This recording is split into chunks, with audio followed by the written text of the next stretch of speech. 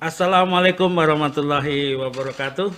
Bertemu kembali kita di P5M Unas Televisi.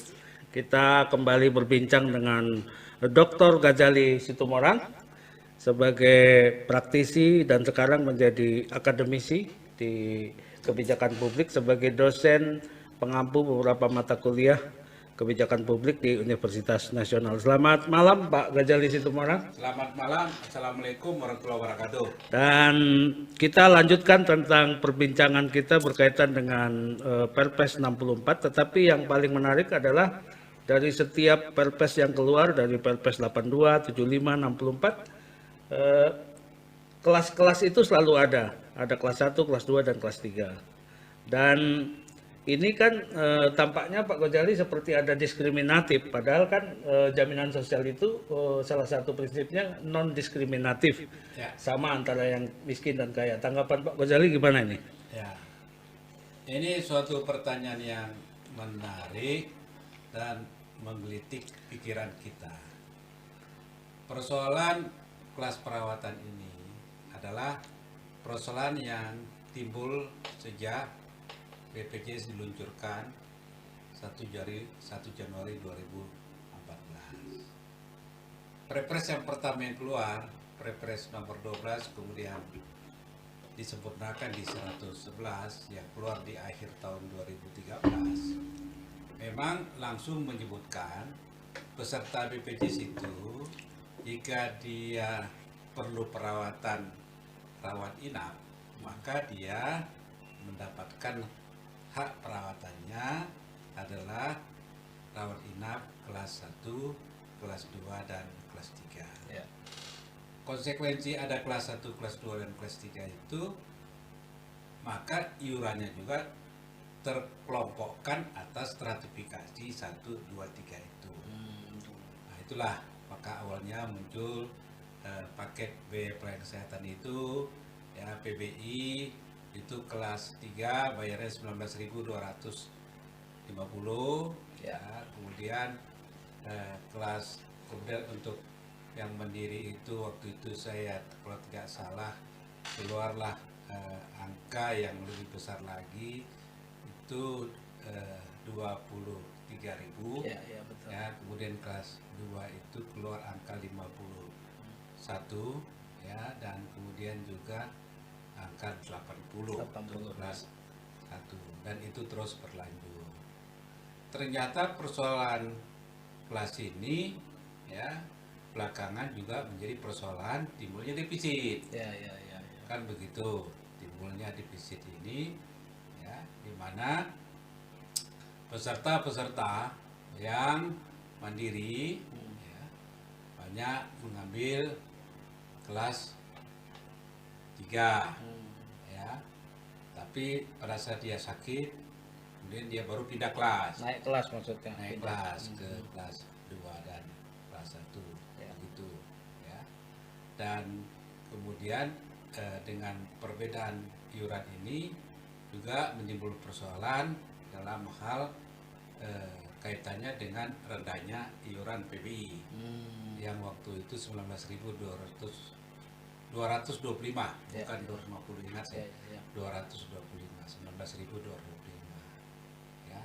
Jadi begitu rendahnya, ya, sehingga mulai berlakunya BPJS ini berjalannya 1 Januari 2014, dalam setahun itu saja sudah terjadi defisit. Defisit pertama itu ya.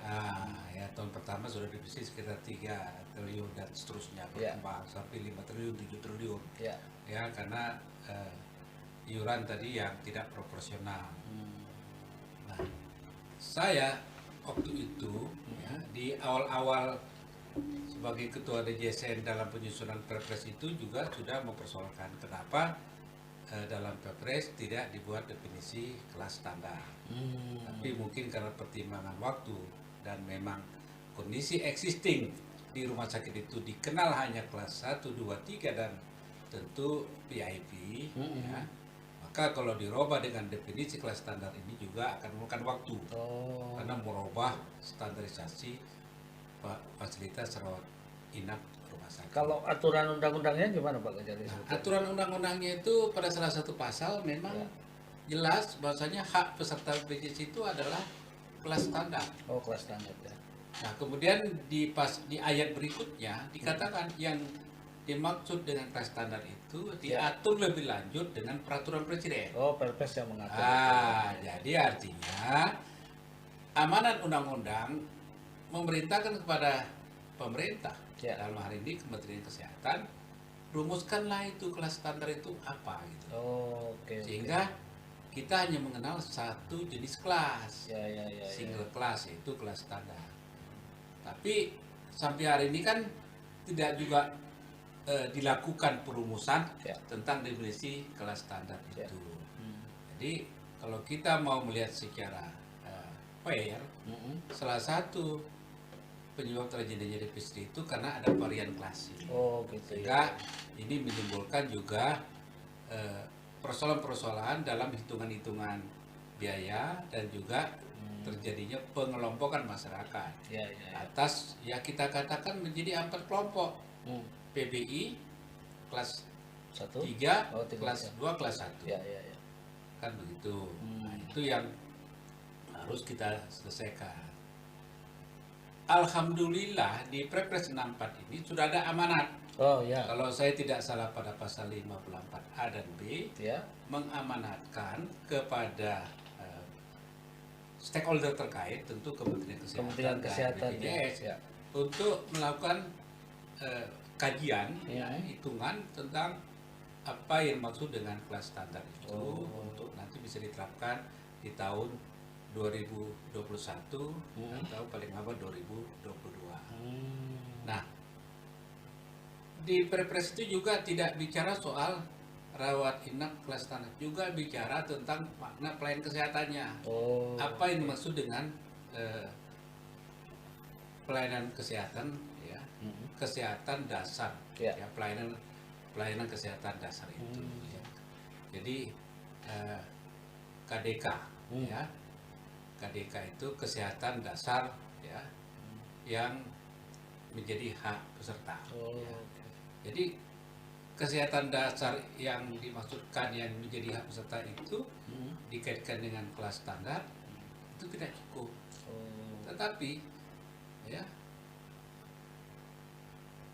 kesehatan dasar yang dimasukkan mendapatkan manfaat kesehatan dasar itu juga harus diikuti dengan istilah hak untuk mendapatkan pelayanan yang bersifat medis. Jadi harus berindikasi medis. Jadi indikasi medis itu tentu dimaknai itu pelayanan itu harus bersifat komprehensif. Di undang-undang itu di salah satu pasal dikatakan juga, maka itu hak peserta untuk mendapatkan manfaat kesehatan itu, pelayanan kesehatan tadi yang dimaksudkan tadi, kesehatan dasar itu dimulai dari promotif, preventif. Jadi promotifnya juga, preventif, kuratif dan rehabilitatif. Itu harus dilakukan secara komprehensif. Itu hak peserta. Itu bagian dari hak peserta kalau dari itu hak peserta. Kalau tadi bicara kelas-kelas tadi itu maksudnya itu apa? Di tindakan medisnya atau apa? Hanya sekedar perawatannya saja? Kalau dimaksudkan perawat inap itu tentu fokusnya pada akomodasi. Jadi kalau dia menginap itu kan di rumah sakit. Dia haknya kelas berapa? Kelas standar. Harus ada jelas. Apa saja yang sebab selama ini rumah sakit ini kelas perawatan itu kan dibagi-bagi dia. Dibagi-baginya dari sisi fasilitas penunjangnya. Kamarnya Misalnya satu kamar itu kalau untuk kelas 1 berapa orang, tenaga medisnya, peralatan yang tersedia, fasilitas. Kalau kelas 2 itu berapa orang, kelas 3 berapa orang, Nah, jumlah berapa ini juga mempengaruhi jumlah besar iuran, kan begitu yang terjadi. Sama kalau dia juga pelayanan umum kelas 1, kelas 2, kelas 3 tarifnya kan beda. Ya, ya, ya. Nah, sedangkan BPJS itu tidak begitu prinsipnya. Ya, Gimana itu, tidak Pak boleh ada perbedaan tarif karena perbedaan kelas. Ya. Karena hanya harus satu kelas. Ya, ya. Itu yang disebut dengan tadi kelas standar itu. Nah, merumuskan kelas standar ini memang tidak begitu gampang. Kenapa Ya, itu, Pak? sebab pertama harus merubah ya jenis kelas yang ada di seluruh rumah sakit. Ya, Karena ya, kelas ya, standar ya. itu belum ada yang masuk Ya, kelas ya, standar itu ya. kelas berapa. Ya. Tapi juga dibilang tidak gampang sebetulnya juga tidak begitu sulit. Asalkan ada komitmen dan kesepakatan. Ya, ya, ya. Ya. Nah, dari kelas 1, kelas 2, kelas 3 yang dimaksud disepakati aja. Yang menjadi hak BPJS itu dia sebetulnya pilih aja dari 3 kelas itu. Apa yang dimaksud kelas standar itu equal dengan kelas 3 Ya, misalnya, misalnya. atau equal dengan kelas 2 atau kombinasi kelas 2 dengan kelas 3. Ya, itu terserah saja dirumuskan oleh pemerintah. Kalau kelas 3 itu satu kamar itu 6 sampai 8 tempat tidur. Ya. Kelas 2 itu 4 tempat tidur. Ya. Kelas 1 2 tempat tidur. Ya, Ya. Dirumuskan saja yang maksud dengan kelas standar itu apakah satu kamar itu yang dimasukkan 5 tempat tidur Ya, ya. atau 4 tempat tidur. Tapi bukan hanya sekedar tempat tidurnya saja, tapi luas ruangannya juga yang proporsional. Fasilitas penunjang segala macam. Nah, itu dihitung kalkulasi. Ya, ya. Maka dari hitungan itu, oh ya, ternyata sebetulnya untuk BPJS itu bisa masuk kelas standar dengan kategori satu kamar apakah 5 tempat tidur misalnya, ya kan? Kemudian pelayanan medisnya, pelayanan penunjangnya, fasilitas peralatan-peralatan yang harus ada tersedia, itu model sekat-sekat antar tempat tidur, ya, penataannya itu dibuat standar sehingga setiap rumah sakit itu jangan ada perbedaan kualitas kelasnya. Kan begitu harus dibuat standarnya begitu. Sehingga dengan standar-standar yang dibuat seperti ini, maka pada saat dilakukan kerjasama dengan BPJS akan memegang standar itu. Ada MOU itu ya. Itulah gunanya MOU supaya para pihak itu patuh kepada standar-standar yang sudah ditetapkan. Nah, baru Perpres 64 itu ada perintah itu untuk dibahas, dibicarakan, ya kaitannya dengan pelayanan kesehatan bagi peserta BPJS. Kalau itu bisa dilakukan, itu bisa mengendalikan biaya. Artinya kalau kelas standar berarti iurannya sama semua peserta. Ya, harus sama dong. Iya, iya, iya, iya, sama. Harus sama. Kalau sudah sama kan mudah ngitungnya kita. Iya, iya, iya. Nggak banyak lagi strata ini. Padahal amanat undang-undang itu memang nggak ada. Ya. Nggak ada membuat iurannya itu dibagi berkelas-kelas, nggak ada. Amanat undang-undang itu hanya mengatakan Ya. setiap peserta itu membayar iuran. Ya. Yang dikatakan peserta, syaratnya itu hanya 2. Pertama dia mendaftar, kedua membayar iuran. Nah, bagaimana kalau saya miskin nggak mampu? Tetap harus mendaftar. Tapi dibayar ya. Tetapi iurannya dibayar oleh pemerintah. Dalam konteks sebagai negara. Ya, ya, ya, ya, ya. Sebagai kewajiban negara loh. Ya, Itu ya. perintah undang-undang, konstitusi. Ya, ya. Ya. Nah, itu kewajiban negara bayar. Kapan dia keluar dari kewajiban pemerintah?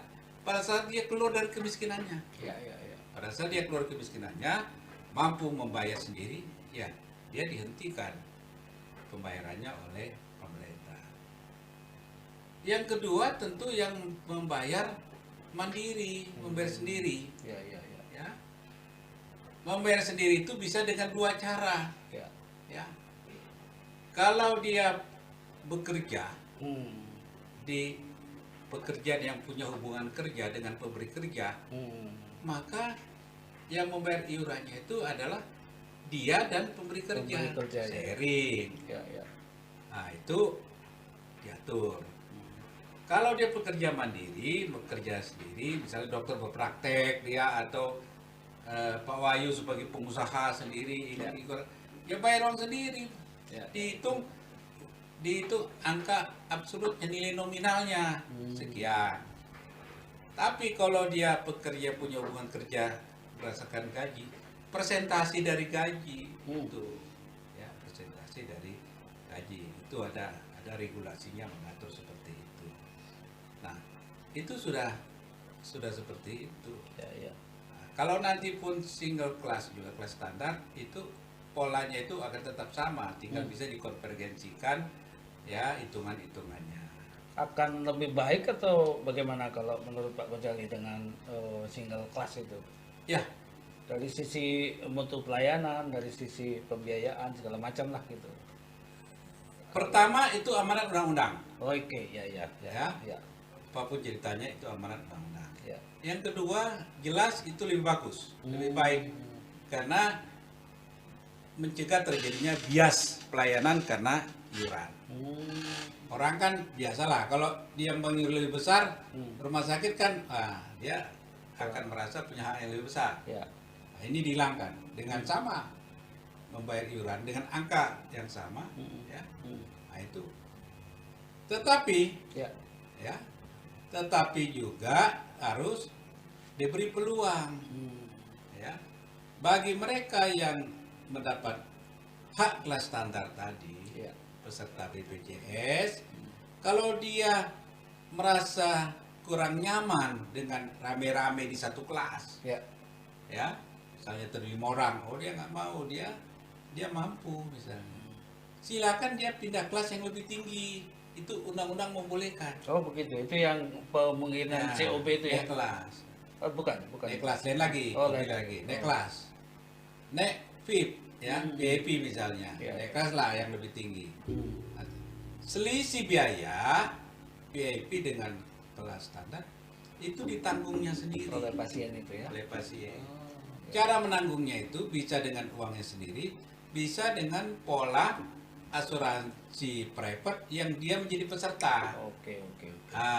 Sudah ada itu MU-nya misalnya, sehingga yang VIP selisih biayanya itu, nah private insurannya yang bayar. Oh. Itu bisa saja. Jadi itu suatu hal yang biasa akhirnya. Setiap orang tuh mempunyai 2 kartu Asuransi. pelayanan kesehatan Hmm.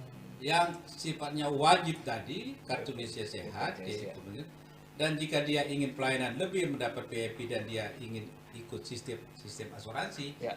dia bisa ikut salah satu private insurance, Oh, oke, oke, oke. misalnya InHealth. Ya, ya. Nah, InHealth itu sudah kerjasama rumah sakit, silakan. Hmm. Nah, jadi kan fair kan, Ya, ya, ya. kan begitu. Tapi kalau dia memang uangnya terbatas, ya dia ikutlah di kelas standar, ya itulah hadiah. Lakun yang penting pelayanan medisnya itu tidak berbeda, Ya, sama ya. sama. Jadi Gitu. menurut Pak Gojali, apa yang harus cepat dilakukan supaya ini bisa terrealisasi ini Ya, oleh stakeholder? dengan dirumuskannya kelas standar, Ya. ini salah satu solusi untuk menyelesaikan, mengatasi Maksud saya polemik. gatekeepernya siapa ini Ah. harusnya ini? Apanya? Gatekeeper untuk mempercepat proses ini siapa ini? Kementerian Kesehatan. Oke, oke. Sebab Iya, iya. amanat undang-undang itu ke sana, Oh, iya, iya. stakeholdernya itu. Iya, iya. Ya, Kementerian Kesehatan ya yang harus merumuskan itu. Ya, BPJS itu nggak ada hak dia merumuskan karena dia hanya mengatakan Operator. BPJS kau layani kelas standar. Ya. Siapa yang mengatur kelas standar itu pemerintah. Oh. Diatur dengan Perpres. Ya. Perpres itu siapa yang menerapkan? Presiden. Ya. Presiden itu siapa di bawah yang ditugaskan? Ya Kementerian Kesehatan. Oh. Kan begitu Ya, ya, ya. rumusannya. Jadi memang itu menjadi penting. Kalau itu bisa dilakukan, Ya. pertama persoalan-persoalan yang berkaitan dengan iuran Ya. dapat diselesaikan. Ya. Single Class. single class Hmm. akan menjadikan single pembayaran. Hmm. Jadi nggak ada lagi ya perbedaan itu, single pembayaran. Yang kedua, dengan single pembayaran menghitungnya juga akan lebih mudah secara Ya. aktuaria, Hmm. akan lebih mudah ya. Nah kemudian yang berikutnya diharapkan akan mendorong rumah sakit memberikan pelayanan lebih baik. Oh, Karena ada kepastian rumah sakit untuk menyiapkan kelas sesuai dengan kerjasama dengan BPJS. Ya, sehingga nanti rumah sakit ya, yang udah bekerja sama, dia akan menyiapkan kelas-kelas standar. Iya, iya, iya. Caranya bagaimana? Bisa aja yang selama ini kelas-kelas tua yang banyak dia rombak menjadi kelas modifikasi standar, ya, atau dia buat kelas baru yang kelas standar. Ya. Sehingga dengan demikian untuk mengurangi terjadinya waiting list tadi, Ya, ya, ya karena kelas yang berbeda. ya.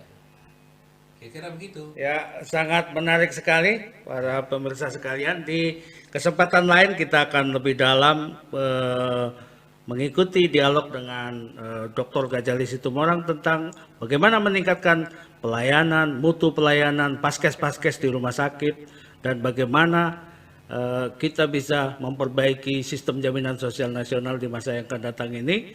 Dan kita ketemu di sesi-sesi diskusi bersama Dr. Ghazali Situmorang. Selamat malam Pak Ghazali Situmorang. Selamat malam. Assalamualaikum. Ya, Waalaikumsalam. Kita ketemu kembali. Terima kasih.